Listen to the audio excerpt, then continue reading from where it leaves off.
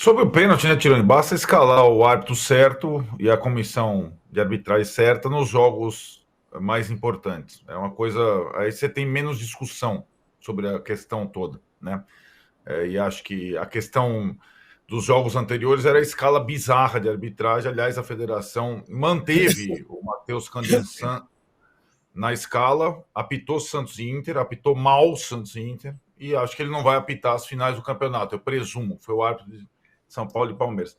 São Paulo e Palmeiras foi um jogo em que o São Paulo não jogou mal. Em que. São Paulo e Palmeiras, não, São Paulo e Ituano. Não. Então, São Paulo e Palmeiras, São Paulo não jogou mal, né? Tá. Porque tem a tese que o São Paulo vem jogando mal. O São Paulo não jogou mal contra o Palmeiras, não jogou mais mal contra a Inter. Contra o Ituano foi um desastre. E acho que dá para a gente fazer essa análise em 13 partidas do trabalho do Thiago Carpini até agora, das características do Thiago Carpini. Que ele é um técnico que muitas vezes acerta numa estratégia para jogo específico, ele não mantém escalações, ele vai mudando de acordo com o adversário.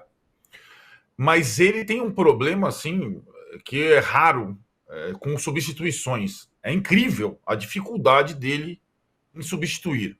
Ou em fazer as trocas, ou de acertar as trocas. E ontem ele foi...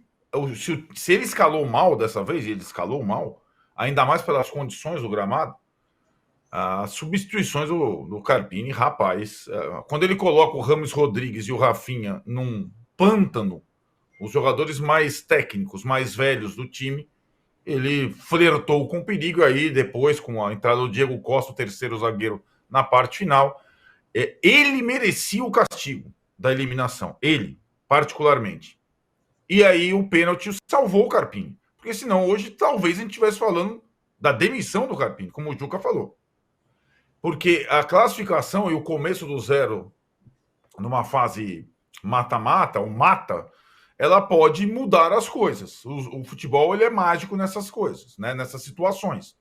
Então o Carpini tem uma... O Carpini é um homem de sorte, porque em muitas situações ele teve sorte no comando do São Paulo. Dessa vez foi a sorte, a elevada 18ª potência. E aí não adianta fazer gesto para torcedor, para desafeto, porque, de fato, a gente não está falando de nenhum jogador do São Paulo aqui, estamos falando do trabalho do técnico contra o lanterna do campeonato, foi desastroso.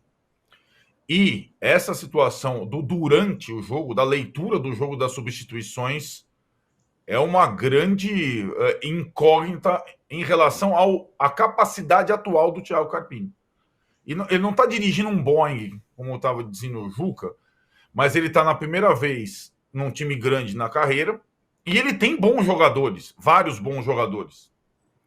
Então, a responsabilidade maior nisso tudo, no sucesso, no fracasso do São Paulo, vai ser dele. Até porque ele herdou um trabalho que vinha de um título importante, o trabalho do Dorival Júnior. Não tem mais nada do Dorival Júnior no time de São Paulo. Zero.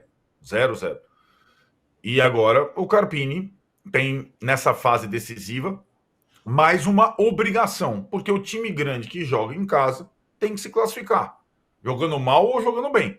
Quanto o Novo Horizontino, que é 20 vezes melhor que o Ituano, trocentas vezes, é melhor que vários times que estão mais badalados no futebol de São Paulo, ele tem a obrigação de passar, né? E no final de semana. E aí, passando para a semifinal contra um outro grande, se passar, aí acho que aí as coisas ficam mais diluídas. Mas ele ainda continua, para mim, com a corda no pescoço e agora com uma atenção maior ainda por tudo que aconteceu ou deixou de acontecer em Itu. Ô, Mauro, só um minutinho. O Juca não deu o número de likes, né? E você podia botar, depois dessa fala do Arnaldo, os 4 jogos, os 4 confrontos. Sim. Né, para a gente número... ficar... Agora, já falo. O Juca fala o número de like e eu falo os confrontos. Diga lá, Juca. Parcimônia, hein? Ih, ficou mudo. Estão devendo 400 likes da sexta-feira. Então, hoje eu quero 5.400. Rapaz, aí tá um pouco ousado. Tudo bem. É pé do Danilo, Vamos em frente. Danilo Lavieri vai ter que reforçar esse pedido já. Bom, os confrontos são os seguintes, a família Lavieri haverá de comparecer. Exatamente. Ó os confrontos: Palmeiras e Ponte Preta, Santos e Portuguesa, Bragantino e Inter de Limeira, São Paulo e Novo Horizontino, os confrontos das quartas de final. Lembrando, na fase semifinal, os confrontos serão por número de pontos conquistados. Os times continuam somando pontos nessa fase. Então, por exemplo, o Palmeiras, se tiver mais pontos, seguir com mais pontos na fase final, ele vai enfrentar o quarto mais bem pontuado. Então, sei lá, hoje seria Palmeiras e Bragantino, e seria São Paulo e Santos, considerando que os mandantes passassem. Seria Novo Horizontino e Santos. Cravo. A surpresa nas semifinais será o Novo Horizontino. Boa. Mauro, a gente campanha, né? O Novo Horizontino e o São Paulo a terceira. Fez a quarta campanha, São Paulo a terceira.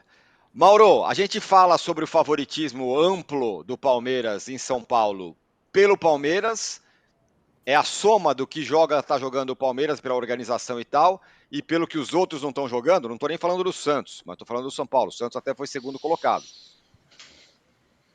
Eu entendo que um time maduro como o Palmeiras, ele sabe já administrar o nível de intensidade que ele tem que colocar em determinados jogos. E entende, obviamente, que para avançar com melhor campanha no Campeonato Paulista, ele não precisa dar tudo. Claramente o time se preserva, né? Não significa não se empenhar, não dar tudo, porque sabe que terá que dar tudo em outros jogos, na competição e adiante, nas mais importantes que ainda vão começar. E também porque o Palmeiras tem uma pegada mais pragmática, né? É um time que a torcida entende muito bem. Quando ganha de 1-0, você não vê a torcida do Palmeiras reclamar como a do Flamengo, por exemplo, se o time jogar mal. É uma questão até meio cultural. Uma coisa é o Palmeiras dos tempos da academia, fosse a primeira ou a segunda. O outro é o Palmeiras dos tempos recentes, do Felipão, do Cuca e também do Abel Ferreira, que já pega uma geração de palmeirenses que tolera um time que pode jogar feio, pode jogar mal, o importante é vencer, um abraço. Não está muito preocupado com outra coisa. O time do Felipão era um time de ligação direta, mas ganhou o brasileiro, e daí como jogava? O Flamengo ganhou o brasileiro contra o São Paulo na última rodada, perdendo, e tem gente até hoje falando que aquele não foi legal, não tem Palmeiras mimimi, ou se tem é bem pequenininha, do Flamengo mimimi tem muito, entendeu?